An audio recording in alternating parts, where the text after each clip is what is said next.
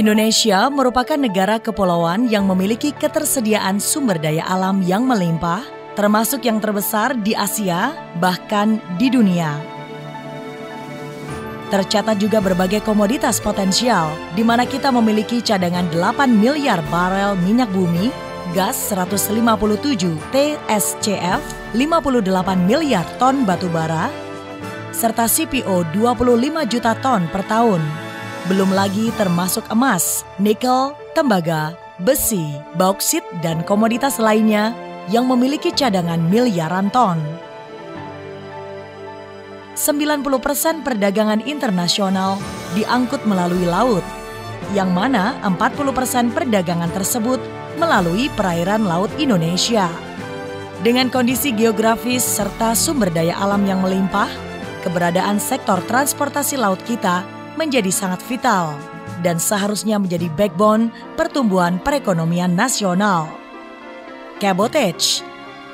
Asas cabotage yang telah diimplementasikan selama 7 tahun terakhir telah mencapai 98% atas penggunaan kapal berbendera merah putih pada sektor angkutan barang di dalam negeri dan telah memberikan multiplier effect karena sektor lainnya sehingga menciptakan pertumbuhan perekonomian nasional.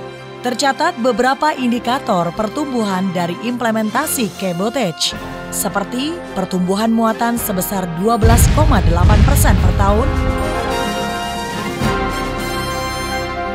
pertumbuhan perusahaan pelayaran sebesar 9,6% per tahun,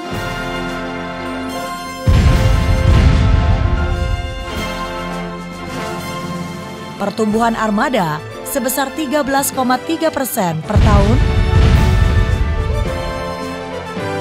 kapasitas armada meningkat hampir 3 kali lipat, penyerapan tenaga pelaut sebesar 115.000 orang, dan penambahan investasi 16,8 miliar US dollar.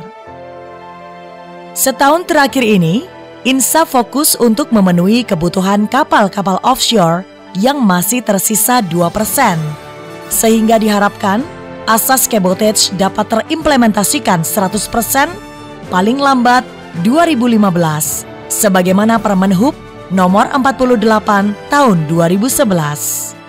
Tahun ini INSA optimistis kebutuhan kapal platform service vessel atau PSV, diving support vessel atau DSV, anchor handling tug and supply ASTS 5000 HP ke atas dengan dynamic position DP2, DP3 bisa diisi dengan kapal berbendera merah putih.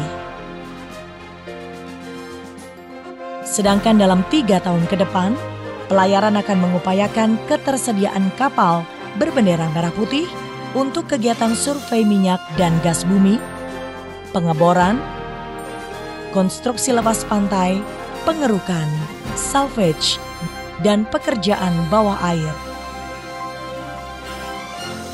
Tantangan setelah cabotage. Dengan meningkatnya jumlah perusahaan dan armada kapal nasional yang sangat signifikan, telah terjadi kompetisi dan persaingan yang sehat di dalam bisnis pelayaran, sehingga peningkatan efisiensi dan daya saing perusahaan pelayaran nasional mutlak diperlukan. Dan pada akhirnya akan berkontribusi terhadap penurunan biaya logistik nasional. Walaupun penurunan atas biaya logistik nasional juga dipengaruhi oleh berbagai faktor lainnya. Misalnya, ketersediaan infrastruktur yang memadai baik ke pelabuhan, jalan, gudang, kereta api, dan depo kontainer. Sebagai contoh, sebagian besar pelabuhan kita berada di wilayah sungai yang mempunyai potensi untuk terjadi pendangkalan, sehingga diperlukannya pengerukan secara berkala untuk meningkatkan bobot kapal yang dapat melayari atau volume yang dibawa. Yang pada akhirnya berpengaruh pada economical of scale dan biaya angkut atau freight yang lebih murah. Kedua, produktivitas peralatan dan sarana juga perlu dibenahi, di mana sangat berpengaruh terhadap waktu tunggu kapal di pelabuhan atau port stay. Ketiga, perlunya revitalisasi kebijakan kepelautan, docking, implementasi non-conventional vessel, serta reformasi birokrasi dalam perizinan dan sertifikasi. Keempat dan tidak kalah pentingnya adalah kita masih memiliki 127 pelabuhan yang terbuka untuk ekspor-impor, di mana muatan ekspor-impor dari pelabuhan-pelabuhan terbuka tersebut langsung diangkut oleh kapal-kapal asing. Hal ini mengakibatkan volume muatan untuk angkutan balik atau return cargo atas kapal-kapal domestik menjadi berkurang dan hilang dari pelabuhan-pelabuhan terbuka tersebut.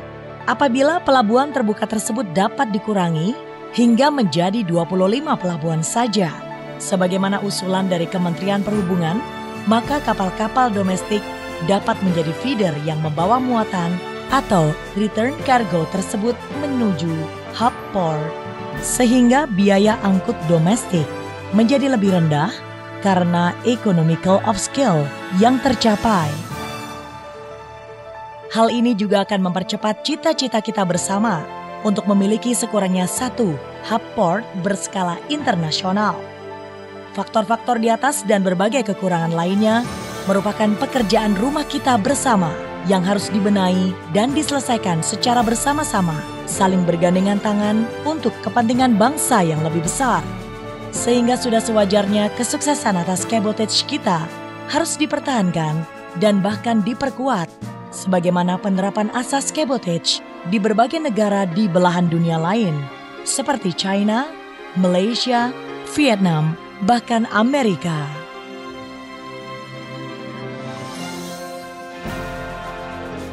Beyond Cabotage. Seiring berakhirnya roadmap cabotage, INSA mulai mendorong program Beyond Cabotage dengan harapan diberlakukannya Domestic Transporter Obligation atau DTO untuk memperbesar share kapal merah putih yang baru dikuasai 9% pada sektor angkutan ekspor-impor yang diperkirakan mencapai 532 juta ton pada tahun 2012. Program Beyond Cabotage diluncurkan untuk membantu negara mengurangi potensi devisa yang hilang dari ongkos angkut kapal luar negeri yang diproyeksikan senilai 100 triliun rupiah per tahun.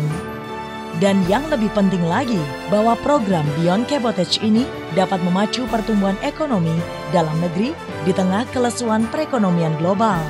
Oleh karena dapat memberikan multiplier effect pada sektor lainnya, baik dalam peningkatan investasi maupun penyerapan tenaga kerja. Stakeholder yang akan berperan dalam rantai ini adalah perbankan, galangan kapal, asuransi, bongkar muat, kepelabuhan, komponen mesin dan spare part, serta komponen penunjang lainnya. Oleh karenanya, INSA bersama berbagai kementerian berusaha mengakselerasikan program ini sebagai perintis dan pendobrak demi tercapainya peningkatan share menjadi 30% dalam 5 tahun ke depan. Pengalihan term perdagangan dari FOB menjadi CNF merupakan salah satu alternatif solusi untuk pemberdayaan kapal merah putih untuk bisa mendunia. BUMN dapat menjadi pendobrak atas sumber daya yang dikuasainya. Beberapa BUMN penunjang ekspor-impor yang dapat berperan serta dalam program ini seperti PT Bukit Asam Tbk yang mana memiliki pasar ekspor batubara sekitar 6 juta metrik ton. PT Aneka Tambang Tbk yang mana memiliki pasar ekspor nikel ore sekitar 7 juta metrik ton. Ditambah lagi ekspor ferronikelnya. PT Pupuk Indonesia yang mana memiliki impor solid chemical sekitar 1,8 juta metrik ton. Dan juga ekspor urea mencapai 1 juta metrik ton. PT Krakatau Steel yang mana memiliki impor iron ore sekitar 1,5 juta metrik ton. Bulog yang juga melakukan impor beras dan gula bisa mencapai 1 juta metrik ton. Dan beberapa BUMN lain seperti Pertamina, perkebunan, dan lainnya yang masih memiliki potensi sejenis untuk memberdayakan penggunaan kapal merah putih untuk angkutan ekspor impornya. Selanjutnya, sinergi bersama dengan pihak swasta, di mana pemerintah sebagai regulator dalam mengeluarkan kebijakan atau peraturan sangatlah diperlukan dalam mensukseskan misi ini. Untuk itu, sudah saatnya pemerintah dan stakeholders INSA saling bergandengan tangan untuk menyusun strategi agar kegiatan program Beyond Cabotage ini dapat dilaksanakan dan memberikan manfaat yang lebih optimal atas seluruh sumber daya alam yang kita kuasai demi kesejahteraan seluruh rakyat Indonesia. Akhirnya, dengan persatuan, dengan semangat dan tekad yang kuat, demi kedaulatan, demi kesejahteraan bangsa, kami baktikan untukmu, negeri tercinta. Bersama kita bisa.